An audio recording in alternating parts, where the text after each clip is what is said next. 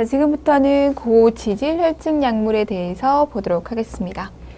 자, 기출문제 55세의 최 교사는 다음과 같이 대사증후군의 검진 소견을 보여서 HMG 코아귤레이션 환원 효소 억제제인 심바스타틴을 처방받았습니다. 이 약물의 양리작용을 가장 잘 반영해 주는 것으로서 1차적으로 관찰해야 하는 것은 이렇게 나왔어요. 얘 작용 뭐야? 이거 물어본 거예요. 보세요. 최 교사의 투약전 검진 결과에 LDL은 어땠고, CRP는 어땠고, FBS는 어땠고, BP, BMI는 어땠고 얘기를 했어. 자, 이걸 보고 나서 지금 이 약 줬거든요. HMG 코아귤레이션 환원 효소 억제제인 심바스타틴을 줬어요. 얘를 줬다면 어디에 효능이 있었을까? 어떤 작용을 했을까? 이걸 물은 거예요. 얘에 대해서 물은 거거든요. 자, 고지질혈증 환자에서 치료의 주된 목적은 심장질환의 위험을 감소시키는 수준으로 LDL을 더 낮추는 것이다. 고지질혈증으로 인해서 심장질환에 걸릴 가능성이 높죠. 얘를 예방하기 위해서 LDL을 낮추는 것이 우리의 목표야. 처음에는 환자의 생활습관을 바꾸자. 생활습관 병이에요. 대사성 증후군도 그렇고요. 생활습관을 바꿈으로 인해서 얘를 TLC라고 얘기합니다. 콜레스테롤의 수치를 낮추도록 권고한다. 여기에는 저콜레스테롤 식이요법. 어떻게 TLC 하면 되는데 어떤 방법으로 콜레스테롤 수치를 낮출 건데 저콜레스테롤 식이요법을 하고 운동하고 금연하고 체중 조절을 해야 돼. 그 중에서 이 TLC 식이요법 얘는 저포화 지방 및 하루에 200mg 이하로 제한되는 저콜레스테롤을 섭취 계획한다. TLC는 매일 30분 이상 운동하도록 권장하는데 지금 생활습관을 바꾸자. 어떻게 생활습관을 바꾸면 돼? 얘기를 하고 있는 거예요. 30분 이상 운동하도록 권장한다. 일주일 중 5일에서 7일에서 매일 30분씩은 기운차게 걸을 경우에 HDL은 증가시키고 우리가 원하는 바죠. LDL은 감소시키는 데 도움이 되더라. 만일 TLC에 의해서 혈중 지질이 치료 수준으로 나타나지 않는다면 생활습관을 변경했음에도 불구하고 우리가 원하는 목표에 도달하지 못했다면 주치의는 치료 계획에 고지질 혈증 약물 중 하나를 포함시킬 수 있다. 그때는 고지질 혈증 약물 하나를 넣을 수 있다. 특히 포화지방산의 섭취를 음식물을 통해 조절하는 것 외에도 혈청 콜레스테롤과 그리고 트리글리세라이드의 수치를 낮추기 위해서 고지질혈증 약물요법이 사용될 수 있다. 우리의 목표는 LDL을 130 이하로 낮추는 것이다. 아니, LDL이 얼마가 정상인데 얼마여야 높다고 얘기할 수 있는데 그것에 대한 이해가 좀 있으셔야죠. 자, 우리 콜레스테롤 수치부터 이해해 보도록 해요. 총 콜레스테롤, LDL 콜레스테롤, HDL 콜레스테롤 이렇게 세 가지로 나눠서 생각해 볼 수 있겠죠. 자, LDL 콜레스테롤이야. 얘는 낮으면 낮을수록 좋고요. HDL 콜레스테롤이야. 얘는 높으면 높을수록 좋아요. 물론 총 콜레스테롤은 낮아야 되죠. 자, 200 이하가 바람직합니다. 240 이상이면 높다라고 얘기해요. 240 기억해 두셔야 돼요. 자, LDL 콜레스테롤입니다. 우리의 목표는 뭐라고 얘기했어요? 130 이하라고 얘기를 했거든요. 어디까지? 여기까지를 우리는 바람직한 목표라고 얘기한다. 100 이하일 때 우리가 적정이다 라고 얘기를 하고요. 100에서 129를 적정 근처다. 적정보다 조금 높은 적정 이상이다 라고 얘기를 해요. 우리의 목표는 여기라고요. 자, 130에 159 경계고요. 160에서 189 높습니다. 자, 190 이상일 때를 매우 높다라고 얘기할 수 있어요. HDL 콜레스테롤 40 이하야. 낮아. 문제 있어. 60 이상이야. 높아. 좋군. 이렇게 해석해낼 수 있는 거죠. 수치들을 좀 기억해 주세요. 자, 그래서 HDL 콜레스테롤은요, 심장 질환에 대해서 보호 효과를 나타내요. 보호 효과를 나타내니 얘는 많으면 많을수록 좋죠. 혈중 수치가 높을수록 좋습니다. 그렇지만 HDL치가 40 이하라고 한다면 심장 질환에 대한 고위험군으로 분류되기 때문에 치료가 들어갈 수밖에 없다. 자, 트리글리세라이드 경계가 150에 90 혹은 높은 190 이상의 트리글리세라이드의 수치를 보여주는 사람은 치료를 필요로 할 수도 있다. LDL 콜레스테롤 수치가 높을수록 안 좋다라고 얘기했어요. 더 많은 인자들이 관여할수록 심장 질환의 위험이 높습니다. 콜레스테롤의 수치를 이해하면 좋겠어요. 자, HMO 코아귤레이션 환원 효소 억제제입니다. 자, 양리작용부터 볼게요. HMO 코아귤레이션 환원 효소 억제제는 일반적으로 스타틴이라고 부른다. 그래서 우리 기출 문제에서 심바스타틴이라고 얘기를 했습니다. 얘 얘기한 거거든요. 얘는 콜레스테롤 생성에서 촉매제인 효소로서 콜레스테롤의 생성을 억제하거나 콜레스테롤의 분해를 촉진하는 두 작용들 중 하나를 나타내게 된다. 아예 생성 자체를 막아버리거나 있다면 분해시켜버리거나 그런 효소하는 그 작용을 나타낸다. 자, 콜레스테롤, LDL, 혈청 트리글리세라이드의 수치를 낮추는 역할을 한다.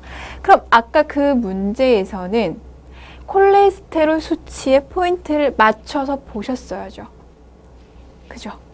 이 양리작용이 생성을 억제하거나 분해를 촉진하는 거기 때문에. 자, 임상응용을 보시면 고지질 혈증의 치료, 관상동맥질환의 1차적인 예방과 2차적인 예방으로 우리는 볼 수 있어요. 자, 관상동맥질환의 1차적인 예방으로는 임상적으로 분명한 관상동맥질환을 지니지 않는 고지질혈증 환자들에게서 심근경색의 위험을 감소시키고 지금 당장 문제가 있는 것은 아니지만 그 위험성을 감소시키고 뇌졸중, 일과성 허혈발작, 심장혈관 재형성을 포함하는 심혈관계 질환에 의한 사망률을 감소시키기 위함이다. 심혈관계 질환의 2차적인 예방, 임상적으로 분명한 관상동맥 질환을 지닌 지금 자체의 질병이 있어요. 질병 자체가 있다고요?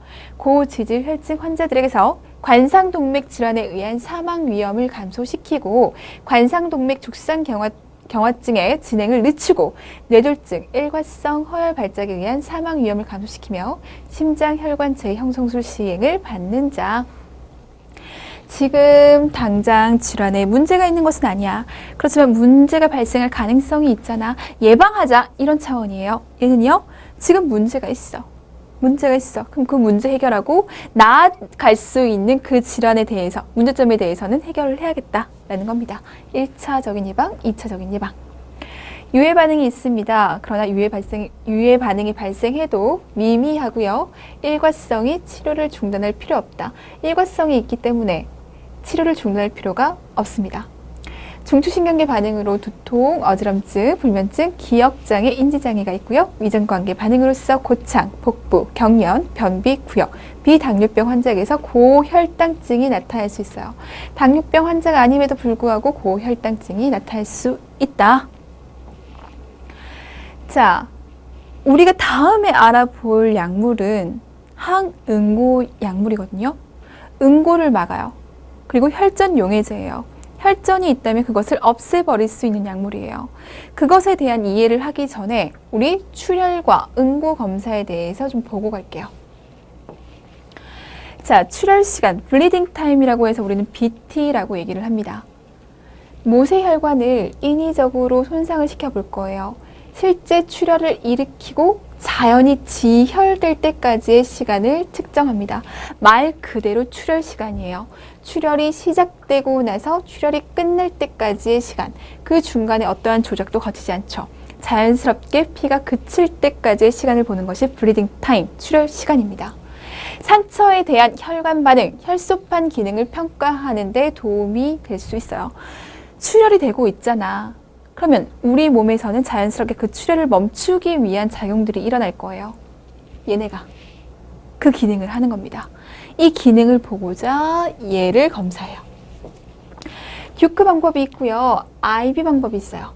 대상자의 귓볼을 2에서 3mm 정도 천자에서 흐르는 혈액을 30초마다 여지에 흡착시켜서 혈액의 얼룩의 직경이 1mm 이하로 묻어날 때까지 시간을 측정하는 것이다.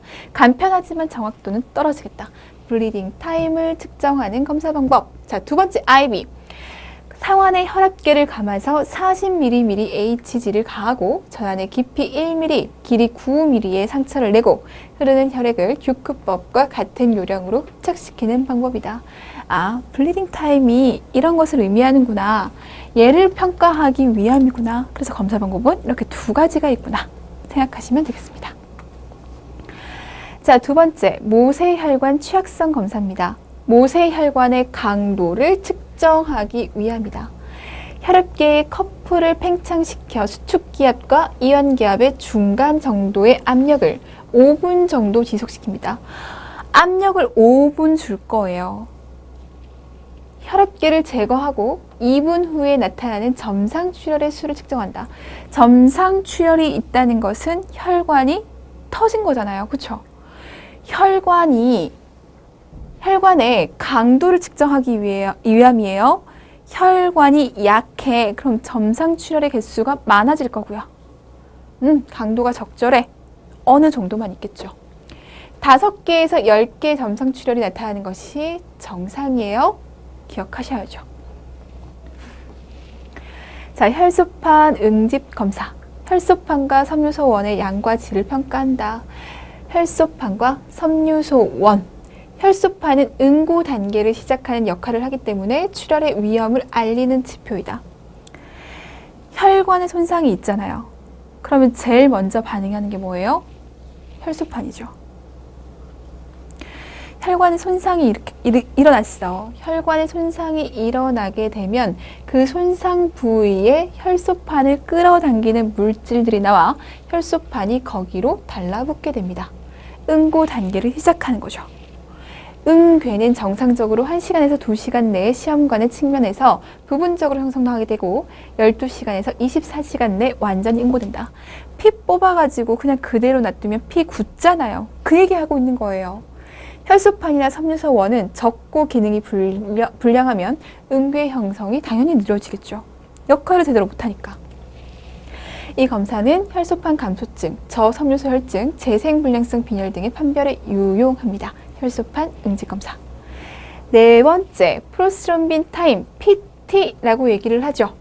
외적 응고 기전에 소요되는 시간을 측정하는 검사이다. 외적 응고 시간, 기전, 응고 인자는 3, 5, 7, 12 얼마나 존재하고 기능하는가를 알 수 있다. 외적 응고 기전에 참여하는 관련되어져 있는 응고 인자 3번, 5번, 7번, 10번 얘네의 기능을 보고자 하는 검사입니다. 정상 시간은 11에서 15초. 자, 프로스트럼빈이 간에서 합성될 때 지용성 비타민 K가 필요해요. 지용성 비타민 K가 필요해요. PT의 지연은 응고 인자의 부족, 비타민 K의 섭취 부족. 얘가 필요한데 얘가 제대로 이어지고 있지 않아. 지연되고 있어. 그럼 얘가 부족해서 나타날 수 있다. 비타민 K가 흡수가 잘 안 돼서 우리 몸에 흡수가 잘 안 돼서 부족해져서 나타날 수 있어. 지방 소화에 관여하는 담즙 분비 장애. 담즙이 있어야 지용성 비타민 K가 흡수되거든요. 간 기능 장애. 왜? 프로스트럼빈이 간에서 합성되는데 간 기능에 장애가 있으면 프로스트럼빈 합성 안 돼서 수치 감소돼 있을 거 아니에요. 비타민 C 부족에서 발생할 수 있다. 자, 항응고요법으로 와파린, 소듐, 쿠마린을 사용할 때 용량을 조절하기 위해서 이 검사를 시행하게 된다. PT 검사입니다. 자, 파샬 스롬보플라스틴 타임이라고 해서 PTT 있죠. 얘는 내적 응고 기전을 사정하기 위한 검사예요. 내적 응고 기전에 관여하는 응고 인자는 2번, 5번, 8번, 9번, 10번, 13번입니다. 얘네의 기능을 평가할 거예요. 응고 인자가 결핍되었거나 파종성 혈관 내 응고증일 때 지연되겠죠. 당연히 결핍되어 있고 기능이 안 되니까 지연될 겁니다. 항응고요법으로 헤파린을 투여할 때 용량을 조절하기 위해서 사용합니다. 자, PTT 헤파린이에요. 자, 응고 인자 분석. 응고 기전 내 모든 단계를 평가하는 검사로서 A형 혈우병일 경우에는 응고 인자 8번 인자가 감소되어 있다. 응고 인자 분석하는 거죠. B형 혈우병일 때는 9번 인자가 감소되어 있다. 이렇게 결론 내려질 수 있더라. 자, 이젠 들어가 봅시다. 항응고 약물과 혈전 용해 약물. 항응고, 응고를 막을 약물이에요. 얘는요, 혈전이 생겼어? 그거 없애줄게 하는 약물이에요. 다르죠? 비슷한 결과를 나타낸다고 할지언정 작용은 달라질 수밖에 없어요. 얘는 응고 자체를 막고, 얘는 있는 걸 없애고. 자, 응고는 또한 혈관과 그 혈관에 의한 영향을 공급받는 조직 모두에게도 영향을 미칠 수 있다. 혈전증은 혈병 혹은 혈전이 형성되는 것이다. 혈전은 어느 혈관, 동맥이든 정맥이든 형성될 수 있다. 혈액의 흐름을 방해한다. 혈전이라고 하는 것은 이렇게 혈관에 이런 모습으로 형성됩니다. 그러니 당연히 혈액의 흐름의 방해를 가지고 오죠. 예를 들어 정맥혈전은 정맥의 정체, 첫 번째, 혈관벽의 손상 또는 변성, 그리고 변성된 혈액 응고의 결과로 생성된다. 우리 혈전 언제 생성돼? 이거 신부 정맥 혈전증에서 얘기 자세하게 하죠. 있잖아, 혈관에 손상이 나타났어. 그랬는데 정맥 정체가 있으면서 과응고력을 가지고 있을 때 혈전이 잘 생겨. 이 얘기 했단 말이에요. 그 얘기하고 있는 거예요. 정맥혈전은요, 하지에 가장 빈번하게 생겨요. 왜? 하지의 정맥이 잘 정체되기 때문에. 정맥의 흐름의 정체와 관련이 있다. 신부정맥혈전증은 하지 정맥에서 잘 발생하게 되고 정맥혈전의 가장 흔한 형태이다. 동맥에도 혈전이 발생할 수 있어. 동맥혈전은 죽상동맥경화증 혹은 심방세동과 같은 부정맥 때문에 발생할 수 있는데, 혈전은 작게 시작하지만 섬유소, 혈소판, 적혈구 같은 것이 그 혈전에 붙어.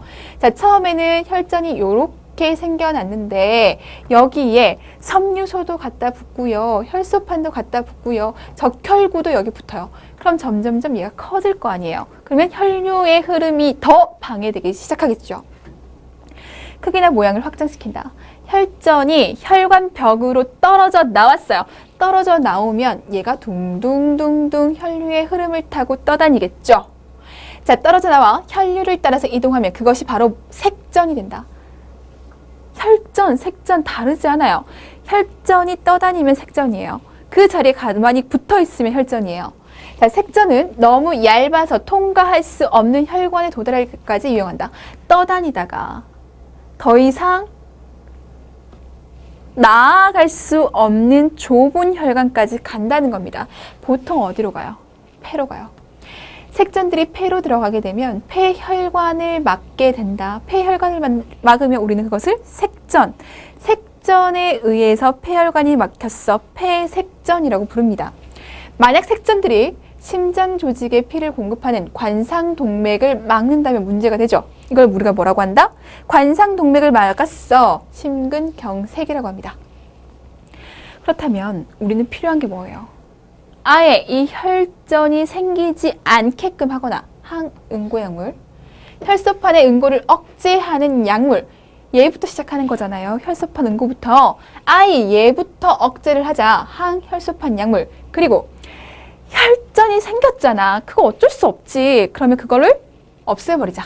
혈병의 제거를 도와주는 혈전용해제. 이렇게 세 가지를 공부하셔야 돼요. 해결하기 위해서. 응고되지 않게끔 하고, 혈소판이 기능하지 못하게끔 하고, 혈전 생겼으면 그거 없애버리자. 이렇게 세 가지로 생각해 볼 수 있습니다. 자, 항응고 약물. 혈전의 형성과 확장을 억제하기 위해서 사용한다. 혈전이 만들어지지 않게끔 하는 것이 항응고 약물입니다. 항응고 약물은 이미 존재하는 혈전에 대해서는 당연히 효과가 없죠. 혈전으로 인한 어떤 손상도 되돌릴 수 없습니다. 만들어진 것에 대해서는 영향할 수가 없다고요. 그러나 혈전이 존재하여도 항응고 약물의 투여로 더 이상의 혈전 색전은 억제할 수 있어요. 아니, 만들어진 건 내가 관여를 못하겠는데 여기서 더 이상 발전 안 하게끔 해줄 수 있다니까. 자, 혈액의 응고 시간을 지연시킨다. 당연한 얘기예요. 응고 못하게 하는 약물이라며. 그럼 응고하는 데까지는 시간이 많이 걸리겠지. 이해할 수 있죠? 항응고 약물. 자, 양리작용. 모든 항응고 약물은 혈액의 응고 기전을 방해합니다. 자, 헤파린. 섬유소의 응집을 방해하고 섬유소 원이 섬유소로 바뀌는 것을 억제한다. 이 얘기했습니다. 자, 프로스롬빈이 있어. 얘가 스롬빈으로 변하거든. 이 스롬빈이 피브리노겐을 피브린, 섬유소로 바뀌어 요 작용을 막아버릴 거예요. 섬유소로 바뀌는 것을 억제하니까 응고가 안 되죠. 혈액 응고에 필요한 여러 응고인자들을 불활성화도 시킬 겁니다. 얘는요, 위산에 의해서 불활성화 되기 때문에 먹으면 된다, 안 된다? 먹으면 효과 없다. 불활성화 되니까 경구로 투여할 수 없어요. 반드시 주사제로 투여합니다. 자, LMWH라고 해서 저분자량 헤파린은 안티스롬빈 3에 결합해서 응고인자 10번의 합성 그리고 스롬빈의 형성을 억제합니다. 억제한 다음에 필요한 응고인자 억제한 다음에 그로 인해서 응고 반응 억제합니다. 이미 만들어진 혈병에는 당연히 효과 없어요. 단지 새롭게 만들어지는 혈병, 혈전의 생성만을 억제합니다. 자, 쿠마린 유도체. 자, 간에서 비타민 K 의존 응고인자의 생성을 방해합니다. 비타 K가 응고에 도움이 된다고 얘기했어요. 얘와 함께 얘로 인해서 만들어지는 응고인자의 생성을 방해합니다. 이것은 결국 팩터 2. 팩터 2가 뭐냐면 프로스롬빈이에요. 여기에요, 여기. 얘랑 그리고 7번, 9번, 10번의 응고인자를 고갈시킬 거예요.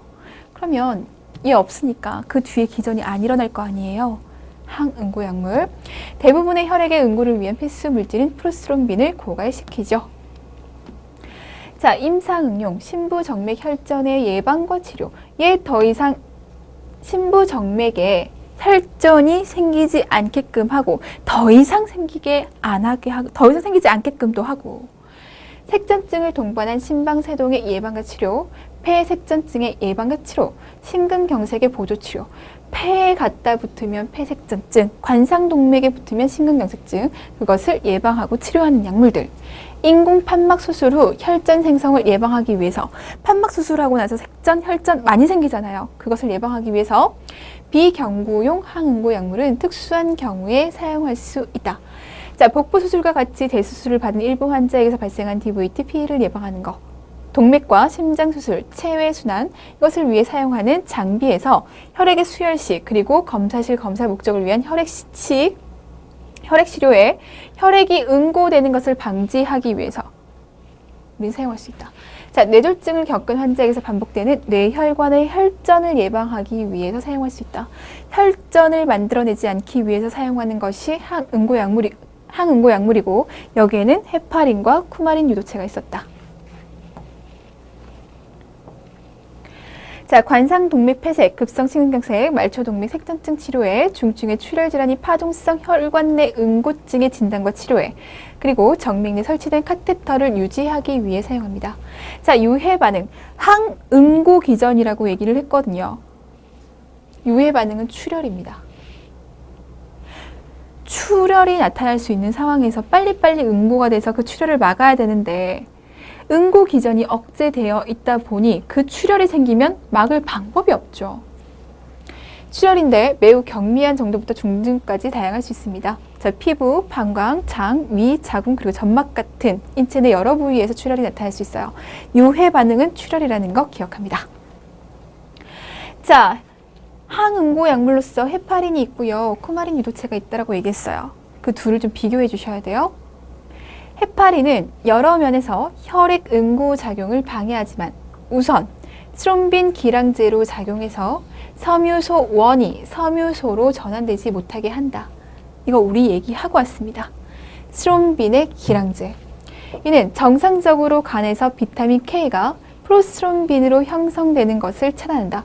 프로스롬빈 자체를 막는다. 얘는 트롬빈, 얘는 프로스롬빈. 섬유소가 되지 못하게, 얘는 응고 기전이 일어나지 못하게. 장점, 단기 치료에 우선적으로 사용됩니다. 장기 치료에도 물론 사용할 수 있지만 단기 치료에 우선적으로 사용할 수 있어요. 작용이 신속하고 예측 가능합니다. 신속하기 때문에 단기 치료에 우선적으로 사용하죠. 신체 내뿐만 아니라 외부에서도 사용 가능하고요. 그렇기 때문에 우리 투석할 때, 혈액 투석할 때 헤파린 사용하게 되죠. 공여자의 혈액 항응고제를 대체할 수 있습니다. 자, 장기 치료에 사용합니다. 구강 투여 가능해요. 위장관에 효과적으로 흡수됩니다. 합성 물질이기 때문에 투약의 강도가 일정하고 헤파린보다 저렴해요. 헤파린보다 응고인자 조절이 잘 되는 장점을 가지고 있어요. 자, 와파린이 얘의 대표적인 약물. 얘는 더 완전하게 흡수되더라. 단점, 비경구해야 되죠. 위산에 불활성화 된다라고 얘기했잖아요. 정맥 내 피하 조사해야 된다. 일부 대상자의 경우 알레르기 반응을 보일 수 있고 수개월 투여 후 일시적인 탈모나 골다공증이 나타날 수 있다. 얘는요, 작용이 신속하게 나타나는 것이 아니기 때문에 2에서 3일이 지나야 나타나기 때문에 단점이라고 얘기를 할 수 있고 항응고 작용의 기간을 예측할 수도 없습니다. 어떻게 투여할 거야? 클라팅 타임, PTT 검사하고 4시간에서 6시간마다 PTT를 측정하고 헤파린의 용량을 조절하고 PTT를 정상치 1.5에서 2.5배까지 유지될 수 있도록 합니다. 피하 주사는 흡수가 일정하지 않고 혈관 투관의 가능성과 불편감 때문에 드물게 이용할 수 있죠.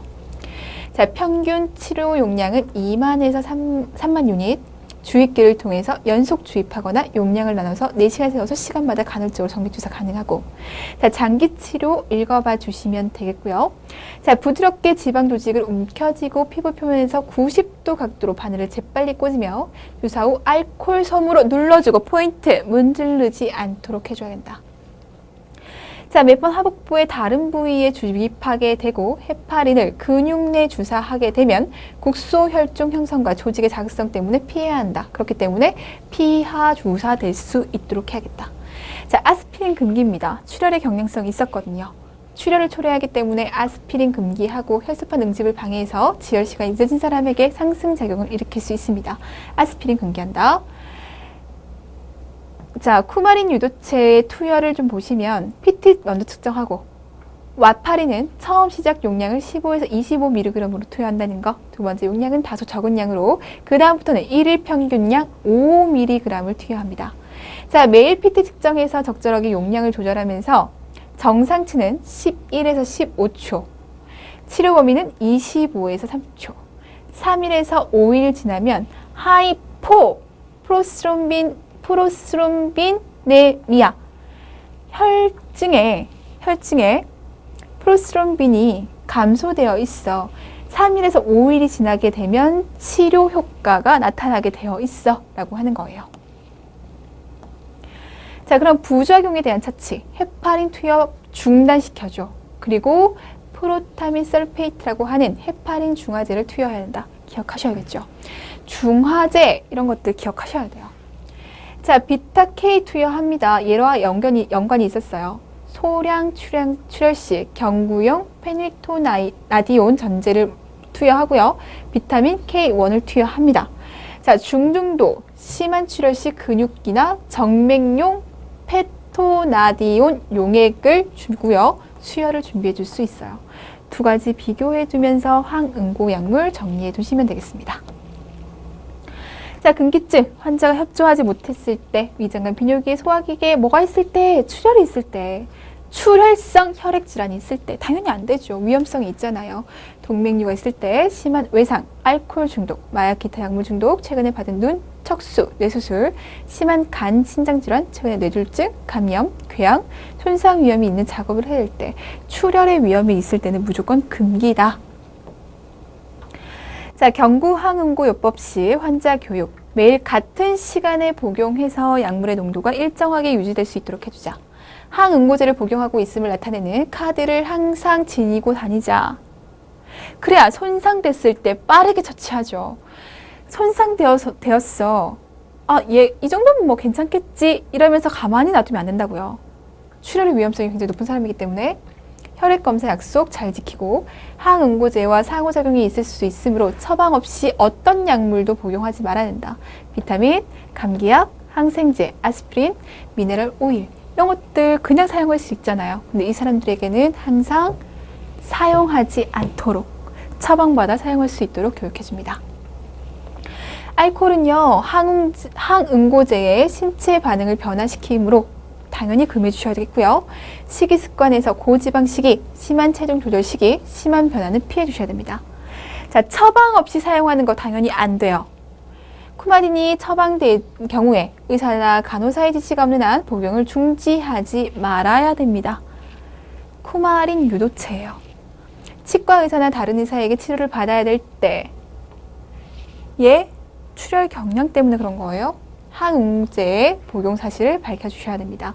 발치, 수술 전 당연히 피 날 수 있는 상황이잖아요. 그때 반드시 얘기해야 되고요.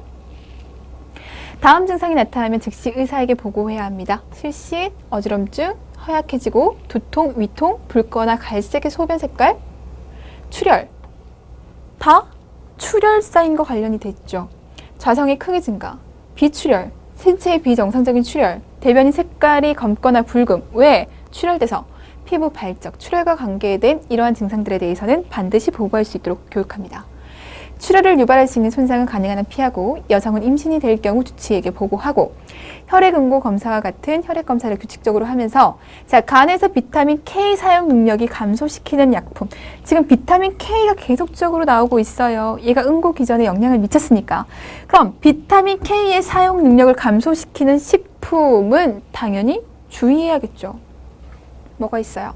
양배추, 케일, 녹차, 아스파라거스, 아보카도, 브로콜리, 콜리플라워, 간, 식용유, 두유, 콩, 겨자, 완두콩, 파슬리, 푸른 양파, 시금치, 상추 등은 혈액 응고 검사 ANR에 영향을 미칠 수 있다.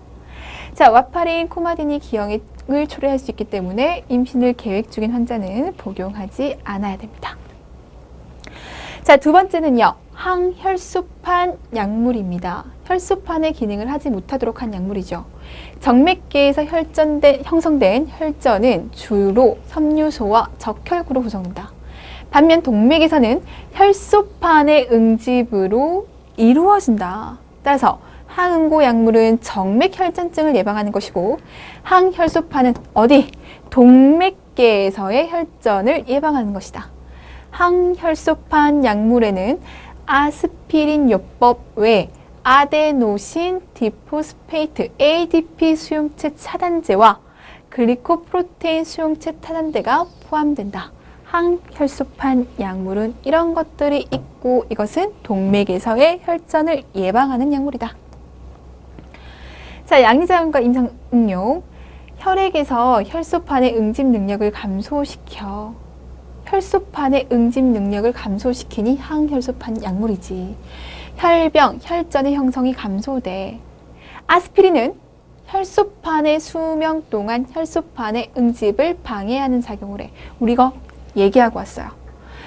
한번 이 혈소판이 아스피린의 영향을 받으면 아스피린을 복용하지 않더라도, 그 다음날 복용하지 않더라도 얘는 한 번 아스피린의 영향을 받았기 때문에 얘가 살아있는 동안 계속 이러한 작용을 한다. 얘기했습니다. 보통 일주일이었죠. ADP 수용체 차단제는 혈소판의 세포막을 변동시키고 응집을 방해해요. 자, 글루코프로테인은 수용체 차단제는 효소 생산을 억제하는 작용을 통해서 혈소판 응집을 억제합니다. 자, 혈소판 응집을 방해하는데 작용하는 것들은 좀 달랐어요. 관상동맥 증후군, 심근경색, 뇌졸중, 그리고 간헐적 파행스증의 위험을 가진 환자를 치료하는 데 주로 사용된다. 이런 환자들이 동맥에서의 혈전이 생겨서 문제점이 나타나는 거잖아요. 얘들을 예방하기 위함이다. 자, 유해 반응으로서 심계항진, 출혈, 어지럼증과 두통, 오심, 설사, 변비, 소화불량이 나타날 수 있습니다. 세 번째는 혈전 용해제예요. 혈전이 생성됐어. 이 혈전을 없애기 위해서 이걸 쓰는 거야. 항응고 약물이 혈전 형성을 방해하는 효과가 있는 반면 혈전 용해 약물은 혈관벽에 이미 형성된 혈전을 녹이고 막힌 혈관을 재관료시키는 약물이다. 혈전이 있었어.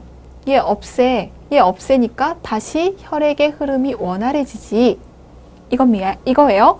다른 용어로 혈전 용해 약물을 섬유소 용해제라고도 합니다. 섬유소 용해제에는 이러한 것들이 있다. 약물을 한번 봐두시면서 스트랩토키나제 많이 사용하고 있죠. 자, 양리작용. 플라즈미노겐을 플라즈민으로 전환시켜 피브린 클라스를 분해한다. 플라즈민은 혈병의 피브린을 분해하는 효소이다. 피브리노겐이 피브린으로 바뀌어서 섬유소 됐잖아요. 얘를 없애는 게 플라즈미노겐이 플라즈민으로 바뀐 이 플라즈민이라고요. 플라즈민이 얘를 없애는데 그러기 위해서는 얘를 만들어내기 위해서는 얘가 이렇게 전환돼야죠.